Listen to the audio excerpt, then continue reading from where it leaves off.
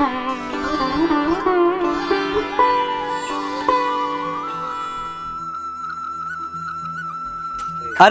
अजीत भाई, इस सही सवेर के कत जा रहल छियो? आई देहाड़ी नहीं खटबे की? अरे आई हम काम नहीं करब, किया हम गाम जा रहल छी। गाम किया? कोनो दिक्कत की? अरे दिक्कत कोनो नहीं है। आगे बुझल नहीं है काल रक्षाबंधन है। अच्छा, रक्षाबंधन छै। अहाँ नहीं जेबै की? हाँ। और रोशन जी, काम धाम कैसे चल रहा है?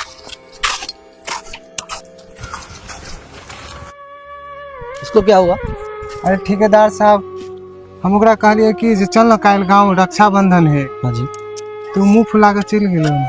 आप क्यों पूछ रहे हैं इनसे? आपको पता नहीं है अगले साल इनका बहन मारा था।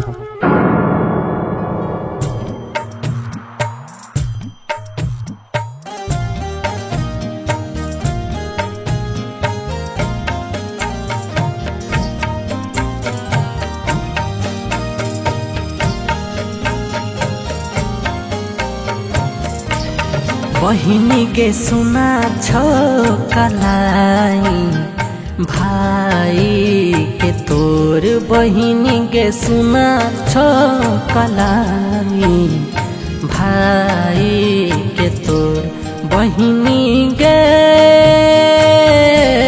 बहिनी गे।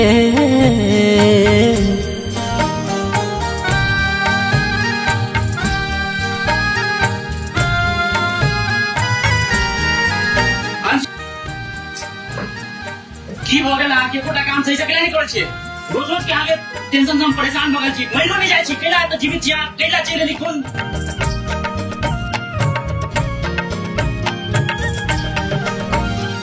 हाथ लागे सुन नहीं छौ बान्हल रे संधागा, बहिन रहत भाई तोहर बनल छौ अभागा।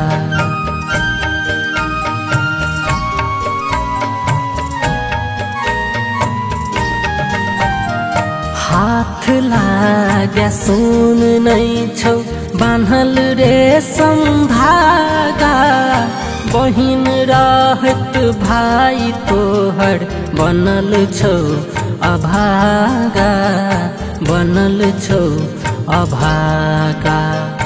पर सालक मन पारे गिरे न सलोर, बहिनी के पर सालक मन पारे गिरे न सलोर, बहिनी के सुना छो कलाई, भाई के तोर बहिनी के सुना छो कलाई, भाई के तोर बहिनी के सुना छो कलाई, भाई के तोर।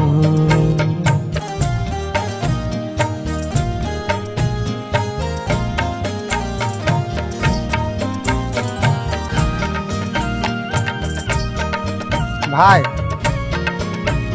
अहाँ चलू हमरा साथ। बहन काहे मंत्र रक्षा कर तो तोहर भाई, पूरा करबो इच्छा तोहर जे तोरा चाही।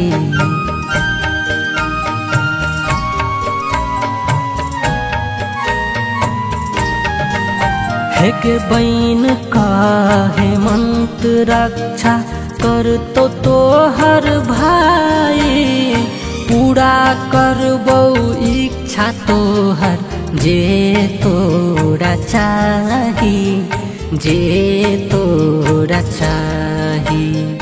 तोरा ले बहिन कखनो करबो नहीं कमजोर, बहिनी तोरा ले बहिनी कखनो करबो नहीं कमजोर, बहिनी के सुना छो कलाई, भाई के तोर बहिनी के सुना छो कलाई, भाई के तोर बहिनी के सुना छो कलाई, भाई